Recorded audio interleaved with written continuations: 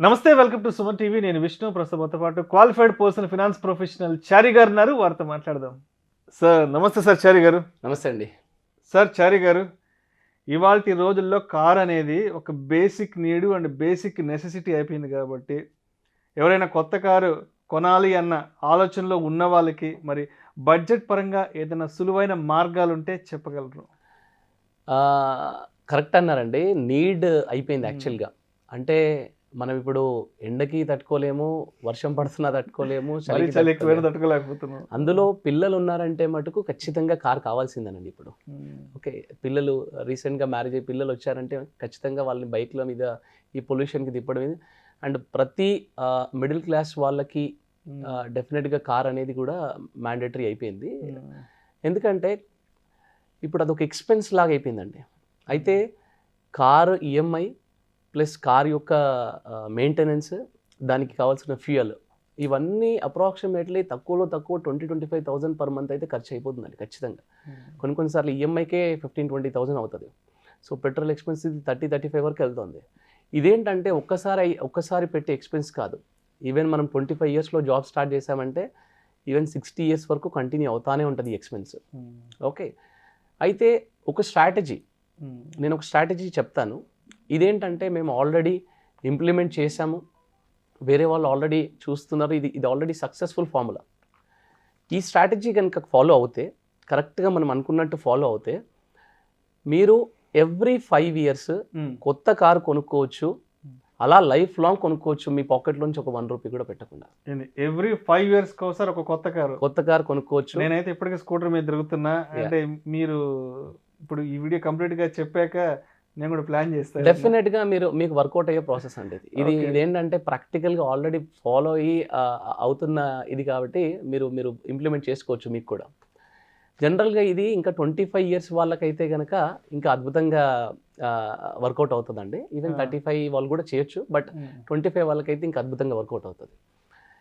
నేనేం చెప్తున్నానంటే, every day job start అవ్వగానే, ఎస్పెషల్లీ యంగ్స్టర్స్కి, ఎందుకంటే ఒక 5 ఇయర్స్ తర్వాత ఇంకో కొత్త కార్ మళ్ళీ కావాలి అని చూసేది యంగ్స్టర్స్ ఎక్కువ మటుకు. ఒక 5 ఇయర్స్ నడపగానే దాని ఈఎంఐ అయిపోయిన తర్వాత మనకు కొంచెం బోర్ కొడుతుంది ఆ కారు, కొత్త కారు మార్చాలని ఉంటుంది. అలాగే ఎట్ ద సేమ్ టైం ఆ కార్కి ప్రాబ్లమ్స్ కూడా స్టార్ట్ అవుతూ ఉంటాయి అప్పటి నుండి. అందుకని కొత్త కార్ తీసుకోవడం బెటర్, దాన్ని రిపేర్ చేయించడం కంటే. ఓకే, సో ఇప్పుడు నేనేమంటున్నానంటే, ఒక 500 rupees every day, 500 rupees every day మీరు పక్కన ఒక 10 ఇయర్స్ పెట్టాలండి. ఫర్ ఎగ్జాంపుల్, ఒక 25 ఇయర్స్ పర్సన్ ఉన్నాడు అనుకోండి. ఈ 25 years person 500 rupees per day అంటే around 15,000 rupees per month SIP. Every month 15,000 rupees ఎస్ఐపిలో నెక్స్ట్ 10 ఇయర్స్ ఇన్వెస్ట్ చేస్తారు. చేస్తే ఇక్కడ మీ ఇన్వెస్ట్మెంట్ అరౌండ్ 18 lakhs అవుతుంది. And at the rate of 12% return మీ టోటల్ ఫండ్ వాల్యూ కాస్త 35 lakhs అవుతుందండి మ్యూచువల్ ఫండ్స్లో. ఓకే, ఇప్పుడు ఈ 35 lakhs అయిన రోజు your done, me goal achieve అయినట్టే. ఇదేమైందంటే యాక్చువల్గా మనం 10 ఇయర్స్ టెన్యూర్ పెట్టుకుంటాం. దాంట్లో కొంతమంది 7 ఇయర్స్లో కూడా అచీవ్ చేస్తారు, కొంచెం స్పీడ్గా అమౌంట్ ఎస్ఐపీస్ ఇంక్రీజ్ చేసుకుంటూ.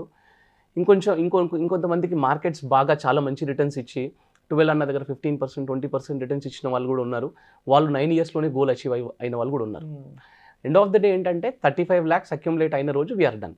మనం అనుకున్న టార్గెట్ అచీవ్ అయిపోయినట్టే, మనం ఇంకా స్టార్ట్ చేసుకోవచ్చు ప్లానింగ్.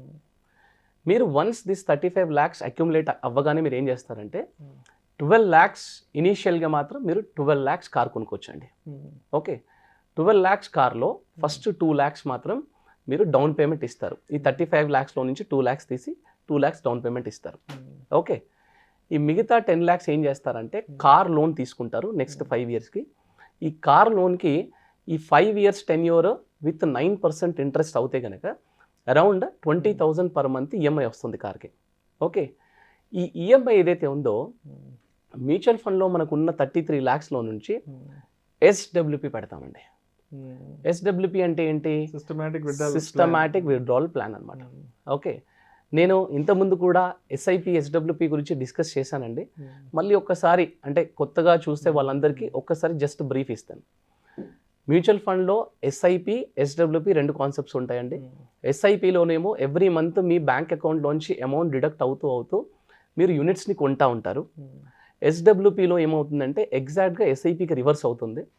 మీరు లంసమ్ అమౌంట్ ఆల్రెడీ అక్యుములేట్ చేసిన యూనిట్స్ నుండి ఎవ్రీ మంత్ మన యూనిట్స్ని అమ్మేసుకొని మన బ్యాంక్ అకౌంట్లోకి రివర్స్గా అమౌంట్ వచ్చి పడతా ఉంటుంది అనమాట. This is called systematic withdrawal plan. Okay, ఇప్పుడు సిస్టమాటిక్ విత్డ్రాల్ ప్లాన్లో ఉన్న అడ్వాంటేజ్ ఏంటంటే మనకి బ్యాంక్ ఎఫ్డీలో పెట్టి ఎవ్రీ మంత్ ఇంట్రెస్ట్ తీసుకున్నట్టుగా, లేదా ఒక ఫ్లాట్ కొని దాని రెంటల్ ఇన్కమ్ ఎట్లాగైతే తీసుకుంటామో అట్లా రెంటల్ ఇన్కమ్ తీసుకున్నట్టుగా ఎస్డబ్ల్యూపీ కూడా ఒక ఆప్షన్ అనమాట మ్యూచువల్ ఫండ్స్లో. దీంట్లో ఉన్న అడ్వాంటేజ్ ఏంటంటే ఎవ్రీ మంత్ మనకు కావాల్సిన విత్డ్రాల్ ఇస్తూనే మన క్యాపిటల్ కూడా స్లోగా గ్రో అవుతూ ఉంటుంది అనమాట. అంటే ఇది ఓవర్ నైట్ అయ్యేది కాదు. ఎట్లాగైతే ఎస్ఐపి మనం ఇన్వెస్ట్ చేస్తూ ఉంటే మార్కెట్ ఫ్లక్చుయేట్ అవుతూ స్లోగా గ్రో అవుతుందో, అట్లాగే ఎస్డబ్ల్యూపీలో కూడా మనకి యూనిట్స్ అమ్ముతున్నా కొద్దీ మన యూనిట్స్ తగ్గుతూ ఉంటాయి, కానీ మన ఎన్ఏవి ఏదైతే ఉంటుందో, మన యూనిట్ రేట్ ఏదైతే ఉందో అది స్లోగా గ్రో అవుతుంది అనమాట. మీకు ఎవ్రీ 5 yearsకి దాని డిఫరెన్స్ కనిపిస్తూ ఉంటుంది. మీరు లాస్ట్ 15-20 year హొరైజన్ చూస్తే 33 lakhs పెట్టిన వాళ్ళకి ఇవాళ క్రోర్స్లో ఉందండి. సో నేను అంత కూడా చెప్పట్లేదు, జస్ట్ 33 lakhs పెడతాము. నెక్స్ట్ 5 yearలో ఈ 33 lakhsలో నుంచి మనకు కావాల్సిన ఈఎంఐ ఈ 7 to 8% విత్డ్రాల్ మాత్రమే పెడతాం, మనం ఎక్కువ కూడా పెట్టట్లేదు.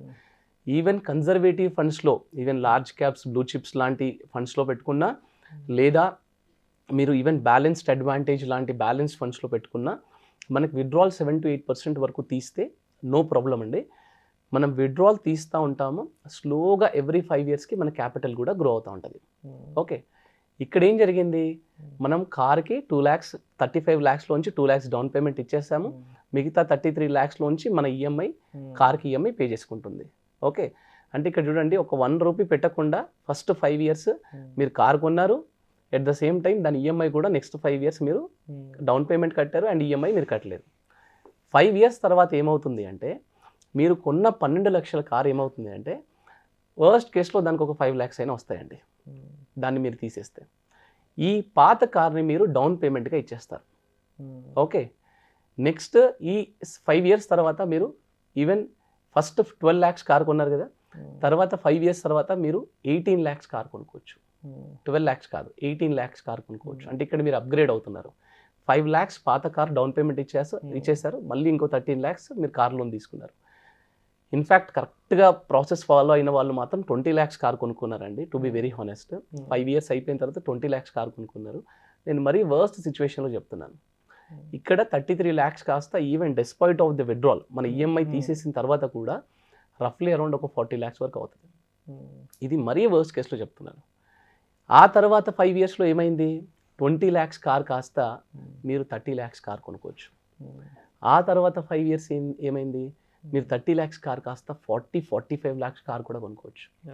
ఇలాగా ఒక 25 years వాళ్ళు ఒక 10 years టైం పెట్టుకొని ఈ 35 lakhs కనుక అక్యుములేట్ చేసుకుంటే వాళ్ళ లైఫ్ లాంగ్, అంటే 80, సపోజ్ వాళ్ళ లైఫ్ స్పాన్ 80-85 వరకు అనుకోండి, వాళ్ళు మారుతి దగ్గర నుంచి మొదలుపెట్టి బెంజ్ BMW వరకు కూడా కొనుక్కోవచ్చు అనమాట, కరెక్ట్గా ప్లాన్ చేస్తే. ఒక్క సింగిల్ రూపీ కూడా వాళ్ళ పాకెట్లోంచి ఇన్వెస్ట్మెంట్ చేయకుండా కారు కొనుక్కోవచ్చు. బేసిక్గా ఏమవుతుందంటే 5 years తర్వాత ఎవరికైనా, మీకైనా నాకైనా కారు మార్చాలనిపిస్తుందండి.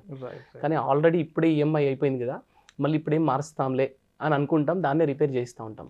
కానీ ఇలాంటి ఒక స్ట్రాటజీ ఉందనుకోండి, 100% వర్కౌట్ అయ్యే స్ట్రాటజీ. అండ్ 100% మనం ఎవ్రీ 5 years కార్ చేంజ్ చేసుకుంటాం. మనకంటే మన పాకెట్లోంచి డబ్బులు పెట్టట్లేదు అన్నప్పుడు మనం కొంచెం లగ్జరీగా అయినా, సేఫ్టీ కార్స్కి అయినా వెళ్తాము. అయితే ఇక్కడ ఒక ఫైనల్గా ఒక చిన్న పాయింట్ చెప్తానండి. 2 things. ఒకటి, ఎస్డబ్ల్యూపీ ఎస్ఐపి అనేది డెఫినెట్గా it's an outstanding combination అండి, undoubtedly. It's a working out process అది. కాకపోతే ఏంటంటే ఒక డాక్టర్ లేకుండా మెడికల్ షాప్కి వెళ్ళి మెడిసిన్స్ కొన్నట్టు, ఒక ఎక్స్పర్ట్ అడ్వైస్ లేకుండా ఇలాంటి మ్యూచువల్ ఫండ్ ఇన్వెస్ట్మెంట్లు, సొంత ప్రయోగాలు చేయకూడదు. నేను లాస్ట్ టైం ఎస్డబ్ల్యూపీ చెప్పినప్పుడు, ఎస్ఐపి చెప్పినప్పుడు ఇదే చెప్పాను, ఇప్పుడు కూడా అదే చెప్తున్నాను. మన వర్క్ వేరే ఉంటుంది, మనము మన వర్క్ మీద కాన్సన్ట్రేట్ చేయాలి. దీనికి మాత్రం ఖచ్చితంగా ఒక ఎంఎఫ్టీ కానీ ఒక ఫైనాన్షియల్ అడ్వైజర్ దగ్గరికి వెళ్ళి కూర్చొని మనం ప్లాన్ తీసుకొని సలహా మేరకు మాత్రమే దాంట్లోని సాధక బాధకాలను ఒకసారి మనం రివ్యూ చేసుకుని, దాంట్లో లాభ నష్టాలను బేరీజ్ వేసుకొని ఒక మంచి అడ్వైజర్ సలహా తీసుకుని మాత్రమే ఫర్దర్గా ముందుకెళ్ళాలి. ఎగ్జాక్ట్లీ. అంటే మ్యూచువల్ ఫండ్స్లో ఏదో ఊరికే కేవైసీ చేసి ఇన్వెస్ట్మెంట్ చేయడం వేరు, ఇవేంటంటే ఒక సర్జరీ లాంటివి. ఇప్పుడు నార్మల్ ఫీవర్ వచ్చిందంటే మెడికల్ షాప్కి వెళ్తామండి, కానీ సర్జరీ మనం చేసుకోలేం కదా. అలాగా ఇది ఒక సర్జరీ లాంటి కాన్సెప్ట్ అనమాట. దీన్ని చాలా జాగ్రత్తగా ఇంప్లిమెంట్ చేయాలంటే డెఫినెట్గా మీరు ఒక మంచి రైట్ అడ్వైజర్ దగ్గర నుంచి వెళ్ళాలి ఒకటి. రెండవది, ఇది కాన్సెప్ట్ వర్కౌట్ అవుతుందా లేదా, నేను 25 years నుంచి 35 years మరి నేను కారు కొనొద్దా, ఇలాంటి ఆలోచనలు పెట్టుకోకండి. అంటే మీరు కారు కొంటే కొనుక్కోండి, కొనుక్కున్నా సరే ఇది ఈ ఇంప్లిమెంట్ కూడా చేయండి. ఎందుకంటే నేను పర్మనెంట్ సొల్యూషన్ ఇస్తున్నాను మీకు. మీరు టెంపరీ సొల్యూషన్ దగ్గర నాకు ఈ ఫస్ట్ 5 years కార్ కావాలి నాకు అంతే అని అలా మూర్ఖంగా ఆలోచించడం కంటే మనం ఇట్లా ఇప్పుడు కొంచెం ఇలాంటి ప్లాన్స్ స్ట్రాటజీస్ ఇంప్లిమెంట్ చేస్తే కొంచెం ఎక్కువ ఈజీగా అవుతుంది అనేది మనం ఆలోచించుకొని లాంగ్ టర్మ్ పర్మనెంట్ సొల్యూషన్ గురించి ఆలోచించుకోవడం అనేది బెటర్ అండి. ఇది చాలా ఇంపార్టెంట్. ఈ 2 things నేను లాస్ట్లో చెప్దాం అనుకున్నాను. ప్రేక్షకులకు విజ్ఞప్తి, mutual fund investments are subject to market risk. Read all the related documents and schemes carefully before investing. దయచేసి పెట్టుబడులు పెట్టే ముందు మీ ఫినాన్స్ ప్రొఫెషనల్ సలహా తీసుకుని మాత్రమే పెట్టుబడులు పెట్టగలరని మా మనవి. Thank you sir. థ్యాంక్స్ అండి.